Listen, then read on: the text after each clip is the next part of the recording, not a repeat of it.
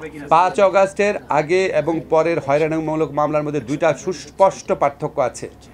5 অগাস্টের মামলাগুলা করেছে সরকার, পুলিশ।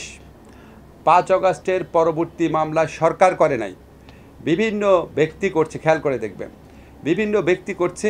তাদের মধ্যে কেউ কেউ জেনুইনলি করছে, কেউ কেউ বাণিজ্য করার উদ্দেশ্যে করছে, কেউ কেউ চাপে পড়ে করছে, কেউ কেউ ইগনোরেন্স থেকে করছে। আমরা একটা মামলাও সরকারের পক্ষ থেকে করা হয়নি। কাজে 5 অগাস্টের আগের আর পরের মামলা একটু ডিফারেন্ট, একটু প্লিজ খেয়াল রাখবেন।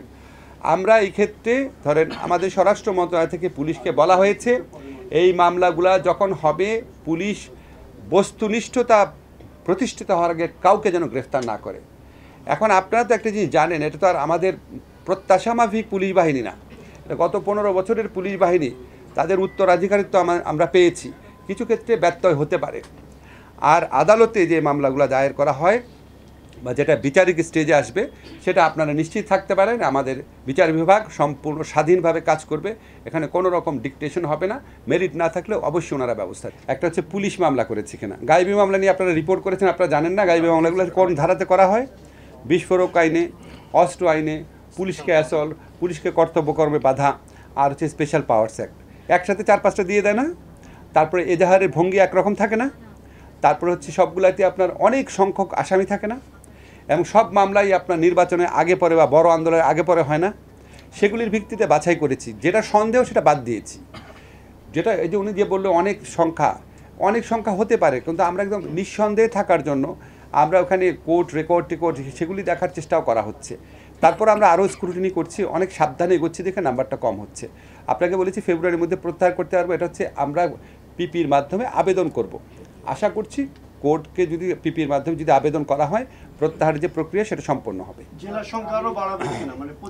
সব জেলায় আমরা তো না, আমরা তো তথ্য চেয়েছি, একটু শোনেন। পিপি নিয়োগ তো সব জেলায় একই সাথে হয় নাই, বিভিন্ন প্রক্রিয়াতে হয়েছে। ঠিক আছে, কোনো জেলাতে পিপি নিয়োগ হয়েছে যেই মাসে, অন্য জেলাতে করতে তার 1 মাস বেশি লেগে গেছে। এখন আমরা সমস্ত পিপি অফিসকে বলছি আপনারা এই 4টা ক্রাইটেরিয়ার ভিত্তিতে লিস্ট পাঠান। এই লিস্ট পাঠাতে পেরেছে 25টা জেলার থেকে এখন পর্যন্ত, আজকে পর্যন্ত 25টা জেলার থেকে আমরা 2500-এর বেশি মামলা পেয়েছি। আমরা স্ক্রুটিনি করে এগুলি প্রত্যাহার করার ব্যবস্থা নিচ্ছি। মনে হয় কি অতীতের সাথে ভবিষ্যতের একটা পার্থক্য আছে। পার্থক্যটা হচ্ছে অতীতে কখনোই আমাদের দেশের মানুষ, আমাদের দেশের ছাত্র জনতা গণতন্ত্র প্রতিষ্ঠার জন্য, রাষ্ট্র সংস্কারের জন্য হাজার হাজার মানুষ প্রাণ দেয় নাই, লক্ষ লক্ষ মানুষ রাস্তায় নেমে আসেনি। আপনারা তো সবাই দেখেছেন। এরশাদ আমলে 40-50 জন মারা গেছে, খালেদা জিয়ার 2 আমলে মিলে বোধহয় 12-15 জন মারা গেছে। এর বেশি গেছে? যায় নাই। আর এখানে আপনার 2 সপ্তাহে 1000 লোক মেরে ফেলছে। এত বড় একটা গণহত্যার পর একটা সরকার এসে মানে আগের সরকারগুলোর মতো আচরণ করবে, এটা মানে আমি বিশ্বাস করতে চাই না। এটা তাদের মনে থাকবে। আর হচ্ছে তারা তো নিজেরা সাফার করেছে।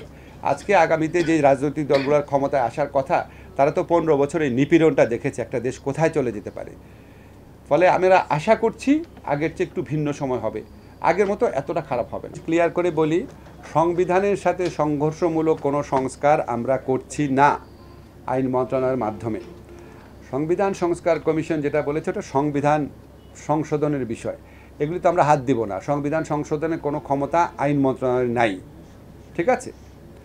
কাজে আমরা শুধুমাত্র সেগুলি করব, সেই সংস্কারগুলো করছি যেটার সাথে রাষ্ট্রের শক্তি এবং সক্ষমতা জড়িত, রাষ্ট্রের প্রতিষ্ঠানের শক্তি এবং সক্ষমতা জড়িত, এবং যেগুলি ব্যাপারে ব্যাপক ঐক্যমত্র বহু বছর ধরে সমাজে প্রতিষ্ঠিত। আপনি কি চিন্তা করতে পারেন কোনো রাজনৈতিক দল বলবে যে না, উচ্চ আদালতে বিচারক আমার ইচ্ছা মতো নিয়োগ হবে? কেউ বলবে না। এটা আমরা বহু বছর বিচার বিভাগের স্বাধীনতার ব্যাপার, এটা নিয়ে তো আমাদের সমাজে ঐক্যমত আছে। আমাদের সংবিধানে 56 বছর যাবৎ এই বিধানটা রয়েছে, 54 বছর যাবৎ বিধানটা রয়েছে। ফলে এই সমস্ত সংস্কার আমরা করব। আমরা ধরেন যদি সব সংস্কারের জন্য বসে থাকি, রাজনৈতিক ঐক্যমত যেটা হয়ে আছে, বিচার বিভাগের স্বাধীনতা, এটা তো রাজনৈতিক ঐক্যমত মানে সুপ্রতিষ্ঠিত, এবং আমরা আবার বিচার বিভাগ কমিশনের এন্ডোর্সমেন্টও নিয়ে নিচ্ছি।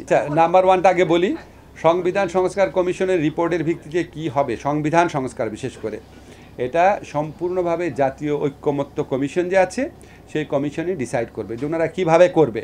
একটা আপনার ইয়েতে নির্বাচনের আগে একটা জাতীয় দলিল করবে কিনা, যাচ্ছে ঠিক আছে যেই দলেই ক্ষমতায় আসুক, যে পার্লামেন্টই গঠিত হোক, আমরা এই সংস্কারগুলো করব।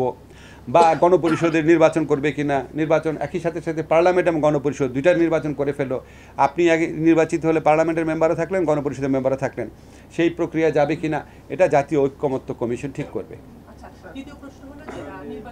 আর নির্বাচনী সংস্কার যেটা বলছেন একটু বলি, নির্বাচনী সংস্কারের কিছু বিষয় আছে যেটা সংবিধান পরিবর্তনের সাথে সম্পর্কিত না, সেটা যদি রাজনৈতিক দলগুলো ঐক্যমত্য পোষণ করে অবশ্যই এই সরকারের আমলে হয়ে যাবে এটা। আমি ধরেন আমার মাঝে মাঝে মনে হয় যে আমরা এখানে আসছি কেন, কিছু ভালো খবর দেওয়ার জন্য। তো এই যে আপনি ধরেন একটা ছোট্ট একটা নিউজ, এই যে অ্যাটাস্টেশন করা যাচ্ছে অনলাইনে, কত মানুষ যে খুশি হয়েছে। অনলাইনে অ্যাটাস্টেশন ছোট ছোট জিনিস জানেন, আমরা ছোট ছোট আরও কিছু কাজ করেছি এখানে বলতে পারি না। যেমন ধরেন বিয়ের যে ফর্ম ছিল সেখানে লেখা থাকতো বিবাহিতা নাকি কুমারী, বুঝছেন, এটা একটা অমর্যাদাকর শব্দ একটা মেয়ের জন্য, সেটা আমরা অবিবাহিতা করে ফেলেছি। ছোট ছোট কাজ করেছি, এরকম কাজ আরও অনেকগুলা চিন্তা আছে।